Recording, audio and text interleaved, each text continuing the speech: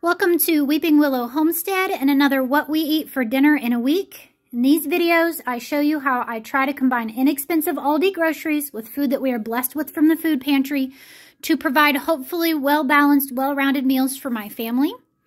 As a family, we generally eat low carb because my husband and I have to for health reasons, and as the sole cook in the house, it is easier for me to just make one meal than to try to short order cook it and make multiple meals, but you'll see variations to that and I'll explain as we go.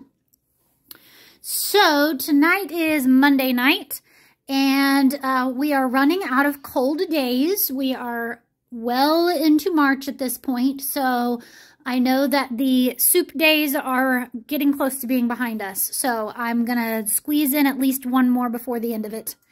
And I had intended on making the baked potato soup quite a while back and just didn't get around to doing it. So this is a low carb version of a loaded baked potato soup. So I took about 8 slices of bacon, which is off to the side and will be used as a topper, and I fried that up in the bottom of the pan.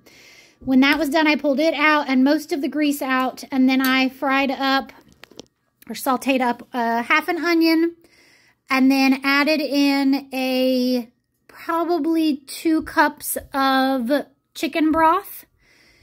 Then about a small head of cauliflower chopped up. And you're going to cook this long enough that the cauliflower disintegrates. So it's not going to even look like cauliflower anymore. And you can even puree it if you want to make it really smooth. So you can do this with potatoes if you're not low carb, but this is a great one to do if you are. So then I just simmered that until it was almost completely done. I added in, well, I simmered it for a long time, probably half an hour. I added in some garlic powder, a little bit of parsley. This would be a great one if you've got chives or green onions. I did not right now. I could have sent a kid out for some chives to cut, but just didn't get it done. When that was done, I added in a small amount of heavy whipping cream and a nice scoop of sour cream, probably half a cup. I stirred that all in, and then I added this, about a half a teaspoon of this, and it is a low carb thickening agent. You can use it in place of cornstarch or flour, and as you can see, it got it pretty good and thick.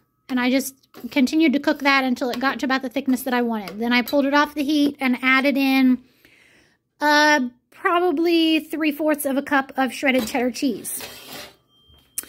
I have done this one before. This is a ham and broccoli, and it was done pretty similarly to the potato one. I did the ham and onions and sauteed those until they were nice. I deglazed the pan with about 2 cups of broth. Added in 1 nice size head of broccoli. And then I covered that and simmered it until the broccoli was nice and soft. Took the lid off, added in a little bit of heavy whipping cream and some sour cream this time, just to kind of give it a little bit of a tang and kind of cut the saltiness of the ham, because this one tends to get pretty salty. I don't add salt to this one. I did to the potato, or the faux-tato. Then I added the thickener and let that thicken up so that it was creamy. And then took it off the heat and added a good handful of shredded sharp cheddar as well. With that, the kids will be having drop biscuits, and I'll be sure to put this recipe in the show notes. This is an old favorite of mine because it's a quick and easy one. There's no like rolling it out, that kind of thing. So it's a really quick, they bake at a high temperature for 12 minutes. So it is a nice one for getting done fast. And to these, I did add some cheddar cheese, some parsley, and some garlic powder just to kind of give them a different flavor. I thought about making me some low-carb biscuits, but I just didn't get it done. So to top this, I have some more shredded cheese and the bacon that I like chopped it and then fried it. So I will sprinkle some of that on the top. But nice... one of the last meals. It is actually, today is the first day of spring. So, it's kind of funny. I made a winter meal on the first day of spring, but It is definitely starting to look like spring outside, little bits here and there. We've had snow recently, but it's all gone. Things are starting to get buds on them, and my tulips are poking out of the ground and whatnot. So, yay. All right, that is Monday night's dinner. We'll see you tomorrow night. It is Tuesday night, and tonight we're doing Taco Tuesday. So, this is that mystery meat from the food pantry last week. I pulled it out of the freezer, thawed it out in the refrigerator. It was mostly thawed. And took a bite of it cold. And I'm like, okay, this definitely tastes Southwest taco-y flavor. And I heated it up. It's almost, they said it was chicken. And I'm not 100% sure I would say it's chicken. It looks more like pork to me. Like ground pork.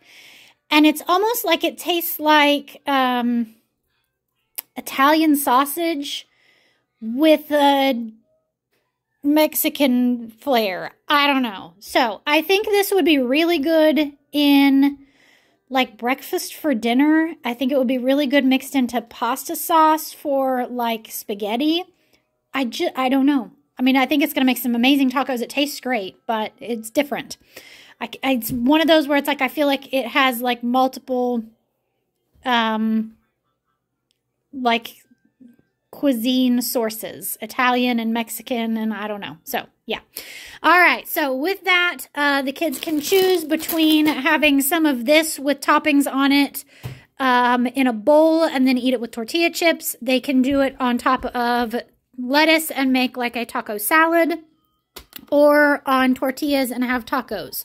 So, the flour tortillas from Aldi for the kids. My husband and I will do the Egg Life wraps as a low-carb tortilla option. Toppings-wise, we have salsa con queso, we have sour cream, and then an avocado from the refrigerator. So, super simple. Hey, look. Always researching new recipes to try. Especially ones that the whole family can eat. That's big for me. So, normal Taco Tuesday except for mystery meat. We'll see you tomorrow. It is Thursday? Wednesday? Woo! And tonight we are having Chinese food. We are loosely using that term because this is obviously not like, this is Americanized Chinese food, y'all. So, starting out, I have 2 of the bricks of those black, ramen noodles that we got from the food pantry this week. I don't want my kids to hear me because it's going to be a surprise when they get their bowls. So I did 2 of the bricks of those and then 1 brick of an organic ramen noodle that was also from the food pantry. And the reason I did that is because I wanted the colored ones to go a little bit further just so that we got to use them a little bit longer. And then also, they did not have a seasoning packet in them, so I used the seasoning packet that came with the interesting ones. And what I did is, this is actually the pan that I cooked the chicken in. I just put some water in there, some hot water from the back of the stove, and just kept adding a little bit of water at a time until they were done. And those, y'all, don't those look so gross and yet awesome at the same time? I'm so excited for them to get these. So, how I will serve that is, on top of that, I will put steamed broccoli. And then on top of that is diced chicken breast. This is the frozen from Aldi. And I just breaded that lightly in some ground up pork rinds mixed with Parmesan cheese. I mean, super simple. And I don't even bread them heavily. It's just kind of to give them a little bit of texture. Excuse me. To make this Asian inspired, we have the stir fry sauces from Aldi. So the kids all like the sweet and sour sauce. My husband and I like the Bang Bang. The Bang Bang is spicy, so watch out for it. And then also, it's not super low carb. It's 3 carbs for a tablespoon. So if you're doing like keto low, stick with 1 tablespoon. If you're doing low carb, you could do a couple. I usually do just one or so just because it does get pretty spicy. They also have like an orange chicken and a General Tso's, and I'm wanting to say there's one other one as well, a teriyaki. And we like them all. Those are just the two that we like the best. So that's how I will serve that up. For mine, I obviously won't be doing the noodles. Sometimes I will do zucchini noodles, zoodles. And then most of the time I just do a whole lot of broccoli and chicken and call it good. So that's what I'm going to do tonight because I didn't feel like making zoodles tonight. I was watching The Chosen while on my phone while making dinner because, you know, mom's got to multitask. So, oh, I wanted to show you, if your kids like eating Chinese food, and even if they want to like do it out at restaurants and don't know how to use chopsticks, these little things... And I will maybe try to find like an Amazon link. We have owned them for forever. I have a set of 5 of them. I used to keep some in my purse when my oldest 2 were little bitty and we would go out to eat more often. And we would hit Chinese food restaurant quite often. But they just allow you to do it without actually having to know how to hold chopsticks. So my husband and I know how to. My oldest is getting better at it. But it's just a nifty little way of, even my 3-year-old uses the chopsticks to eat her Chinese food. So I'll try to find a link for those because I just realized they have, they're called Fun Chop. I have no idea if it's going to focus on that, but yeah. So yeah, I will try to find something similar to those that they work really well. So, all right, that is Wednesday night's dinner. We will see you tomorrow. Thursday night, and this was an all hands on deck kind of night. So my husband the other day brought these home. They are barbecue meatballs that a friend of his runs like a pub type place, and gave them to him because they had a bunch of leftovers after an event. And so he asked my husband if he wanted some, and my husband was like, yeah. They are barbecue meatballs, so they are definitely not low carb because that, you know, that barbecue sauce isn't low carb, which is fine. So, oddly enough, I had meatballs on the menu for this week already and had thawed a package of the pre-made low carb meatballs that I make. So I did, my husband and I, a batch of Swedish meatballs, which is just meatballs and then you make a gravy in the pan and bake them for a while. There's some seasonings in them that are unique, like nutmeg and allspice, that I did not add to them because I don't have them. So these won't be like true Swedish meatballs, but that's okay. And I thickened this with xanthan gum instead of like flour or cornstarch is how I made that low carb. So that's a nice low carb thickener if you need that. I know I have said that in past videos. I don't know if I have said it this week yet. So then with that, I have mashed cauliflower for my husband and I. And then this is the red potatoes, like the little mini red potatoes. And I just made mashed potatoes for the kids with those. Nice rustic, rough mashed potatoes. Love those. And then in the back is just a can of a quart of homegrown and canned green beans. And I put some bacon grease on those when they were done just for flavor and fat. So it turned out to be like delicious looking meal. Went from being, I had fully intended on just making like barbecue meatballs or like spaghetti and meatballs. And then I was like, okay, but we can't do spaghetti with the barbecue meatballs. So yeah, totally changed what I was going to make. And I'm completely fine with that because this looks amazing. So I'm going to go eat this. We'll see you tomorrow. It is Friday night, and Friday night at our house means pizza night. Sometimes that's homemade, sometimes that's store-bought, sometimes that's a cross between the two. It is almost never takeout because we live too far out in the country for takeout to be delivered. So by the time that we would order it, drive all the way into town to pick it up and bring it back, I can make a whole lot of frozen pizzas or even pizzas from scratch for a lot cheaper. So it just doesn't happen. Like, it's been well over a year. My husband was actually trying to talk me into that this morning. So tonight we have homemade pizzas. This is I just Google no yeast pizza crust, and usually I pick the first one that comes up, and they always turn out good. It's kind of like a cross between a pizza crust and like a biscuit almost. The kids don't mind, so that's what I do. And then I don't have to keep yeast on hand because I used to buy yeast by the pound. And since I had to go low carb and gluten free, I just don't do it anymore. So anywho, so I have a cheese pizza, a pepperoni pizza, and then a meats pizza if you want to. It's the meat that we used for tacos the other night. It is very Italian in flavor. So I just used that with some pepperoni. For my husband and I made pizza chaffles. So a chaffle is a cheese waffle. I will definitely post the recipe in the show notes. I use the one from the Keto Twins. They're here on YouTube. They're funny, and they have lots of interesting recipes. They're funny to watch because they aren't really good cooks, and yet they do a keto cooking show. And then to that recipe, I add pepperoni and Italian seasoning to make it pizza-ish. And then I will put pizza sauce or pasta sauce in a little ramekin on our plate, and my husband and I will just break these apart and dip it in that, and it has a very pizza-esque flavor to it. And then with that, we have 2 big crowns of broccoli that I just steamed and then put on lots of butter. Friday night is also the one night a week that we eat dessert for sure. A lot of times throughout the week, I will do like a cookie or a couple pieces of chocolate or something small for the kids.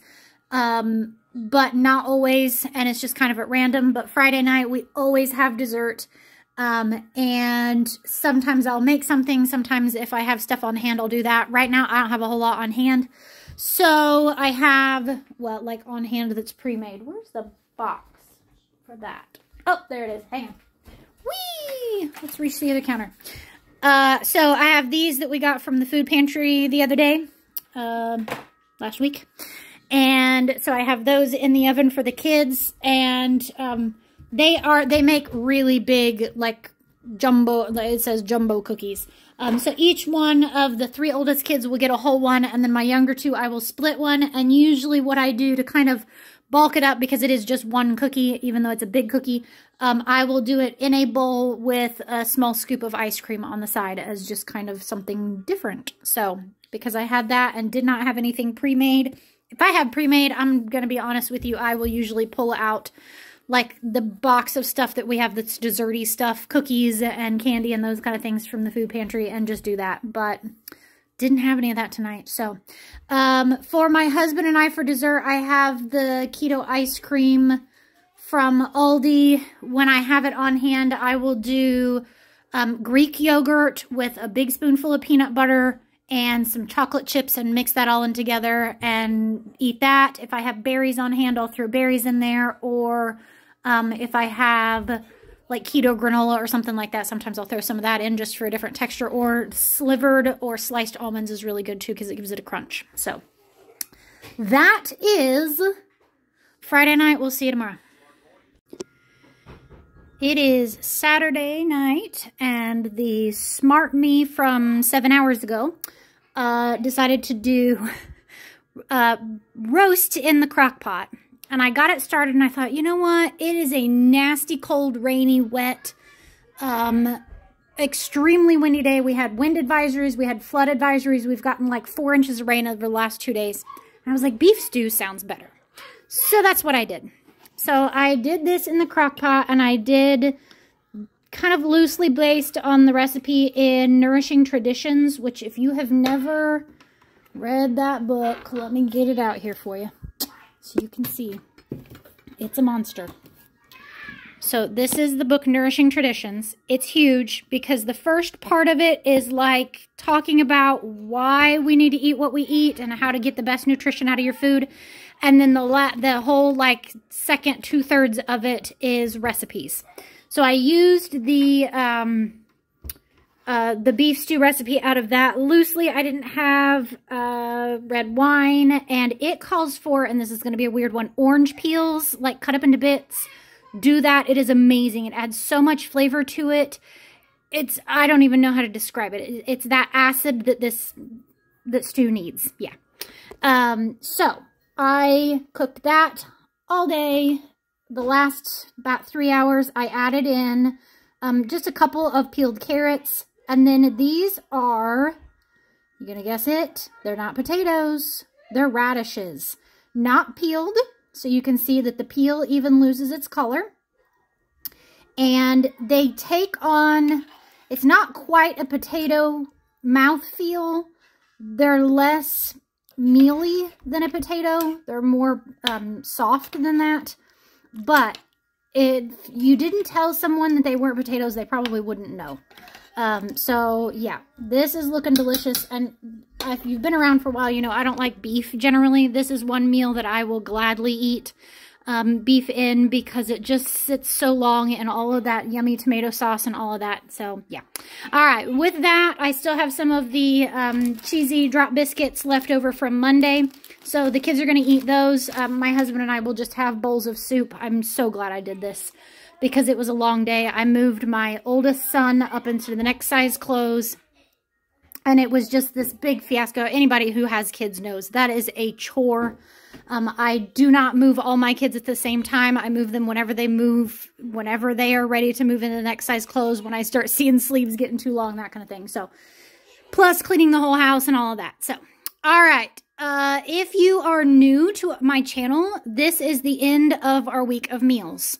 So Sunday, when we get home from church, I will pull out whatever leftovers that we have from the week and let the kids pick and choose whatever they want. It is a great way of getting leftovers used. It's a great way of me not having to cook something, prepare something before church. And just, yeah, it's, like I said, great way of getting leftovers used up. Then for dinner, I pull out charcuterie board things. Cheese, nuts, seeds, dried fruits, cured meats, pickles, chips, crackers, goat cheese, all those kind of things. And I once again lay just everything, all the containers out on the kitchen counter, and I pull out paper plates and I let the kids pick and choose whatever they want. And that makes it to where Sundays I don't cook. Breakfast, my kids will eat like a spoonful of peanut butter and a muffin and a piece of fruit or something along those lines. Just something quick and easy before we hit the door. So we get to take, especially me, gets to take the day off. I need that day of rest. There's a reason God called for it. So that is our meal of weeks, or week of meals. Wow, I'm tired. I will make sure to post any relevant recipes in the show notes. And I thank you so much for watching this. I really do. I hope that my meals of the week don't get old. I do try to mix it up, but we have those family favorites that, y'all, we're going to eat them over and over again. So, thank you so much for watching. I hope you have a great day. Goodbye and God bless.